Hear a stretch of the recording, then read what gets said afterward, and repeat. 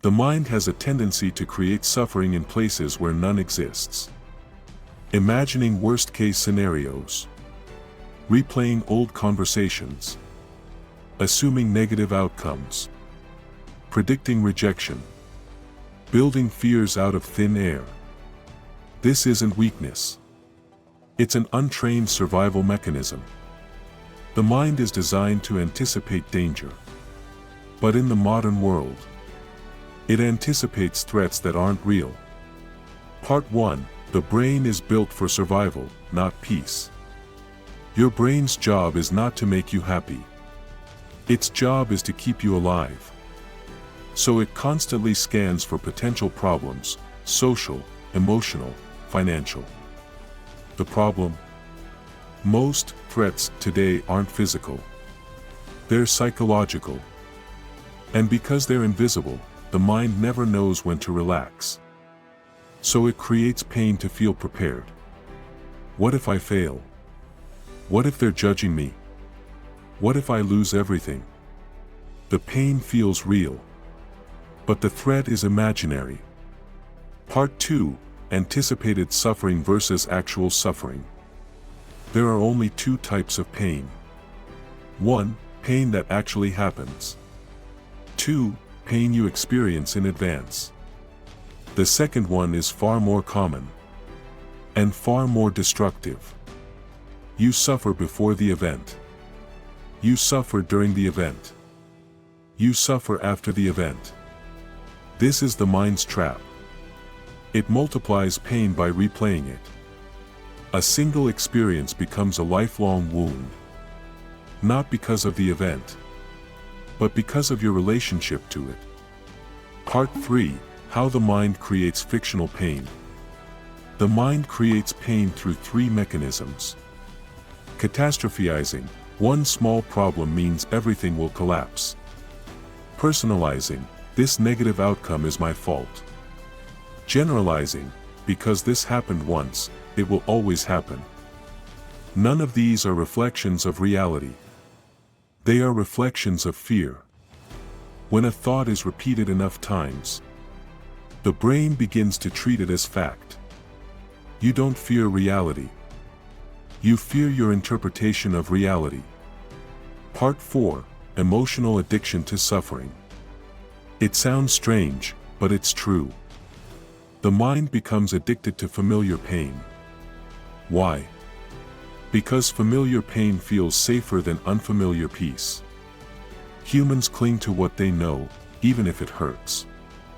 So the mind replays past failures, past rejection, past humiliation, past criticism.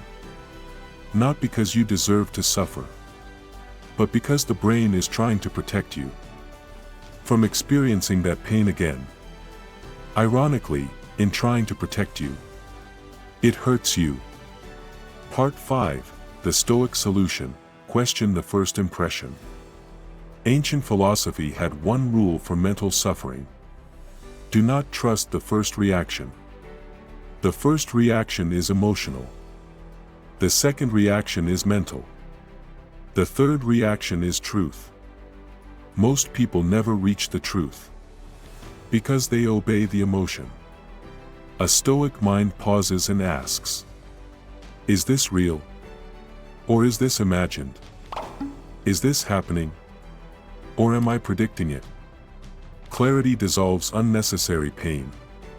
Part 6. Returning to what is within your control. The fastest way to end imaginary suffering is to separate two things. What is in your control? What is outside of it? Inside your control. Your response. Your preparation. Your attitude.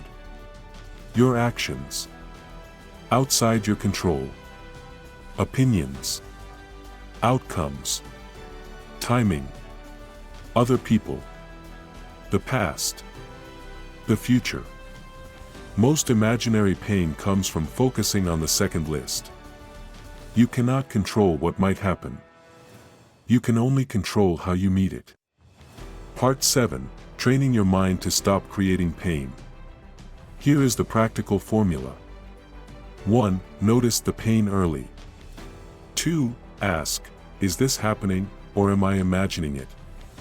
3. Challenge the story your mind is telling. 4. Replace fear with facts. 5. Act where you have control. 6. Abandon what you cannot influence. This isn't positive thinking. It's accurate thinking. Conclusion: most of your suffering ends when you stop creating it. Your mind is powerful enough to create imaginary fear. It is equally powerful enough to dismantle it. You don't need a perfect life. You need a trained mind. A mind that doesn't amplify fear. A mind that doesn't run from shadows. A mind that doesn't live inside stories that never happened. Remember this. The pain you imagine is always greater than the pain you experience. And the day you stop obeying imaginary suffering, your life becomes infinitely lighter. This is Stoic Principles, where ancient wisdom becomes modern healing. If this helped you find strength in your struggle, like, share, and subscribe.